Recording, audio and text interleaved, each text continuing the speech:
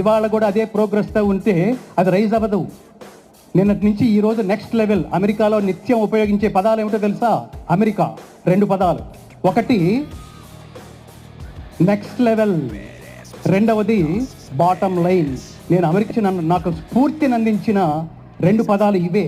ఈ 2 పదాలకి మాతృక మన దేశమే, మన భగవద్గీతే. అది నేను చాలా ఆనందిస్తాను. ప్రపంచంలో ఎక్కడికి వెళ్ళినా కొటేషన్ చెప్తే దానికి మాతృక భగవద్గీతలని ఉండి తీరుతుంది.